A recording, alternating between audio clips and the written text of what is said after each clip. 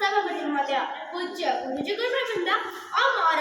सहपाठी भाई और भौणी मैंने आज साधारणतंत्र दिवस अवसर में मो देश प्रति और भारतीय संविधान प्रति किसी कृतज्ञ ज्ञापन करी किसी ना किसी कहवाक जाऊँगी एथिरे मोर जदि किसी त्रुटि रहे ताहले मोर त्रुटि मार्जन करबे बोली विशेष अनुरोध आम समस्त जानिचे आम देश 1947 मसीहा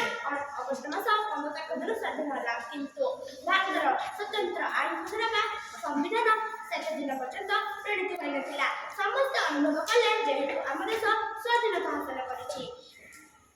आम निजर संविधान अनुसार आम देश शासन हेबा उचित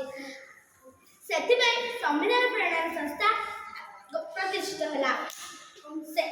यार मुख्य थिले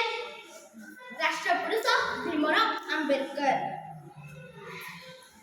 से थिले भारतीय संविधान जनक तापर भारत संविधान तैयारी निमंते 28 अगस्ट 1947 मसीहा दिन गोटे चिंता कमिटी करागला यार चेयरमैन बा मुख्य थिले बी.आर. आंबेडकर एक कमिटी 4 नवेम्बर 1947 मसीहा दिन संविधान चिठा असेंबली को हस्तांतर करागला दीर्घ 166 दिन धरी नागरिक निमंते कराला और असेंबली को थर बसी आलोचना कले शेष 24 जनवरी 1950 मसीहा दिन संविधान चिठा प्रस्तावर इंग्राजी और हिंदी में लिखित दुईटी कॉपी पर 8 सदस्य दस्तखत कले संविधान 26 जनवरी 26 तारिख दिन प्रति कार्यकारी है जहाँ आम सार्वजनिक दिवस भाव में पालन करुँ से दिन आम देश एक सार्वभौम गणतांत्रिक राष्ट्र रूपे परिगणित है गणतंत्र दिवस पालन प्रकृत मूल्य केवल सामूहिक आनंददायक उत्सव नुहे यह आम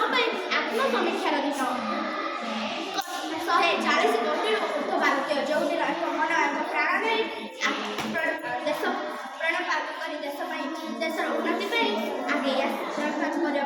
आसवे से दिन ही गणतंत्र दिवस प्रकृत मूल्यांकन हो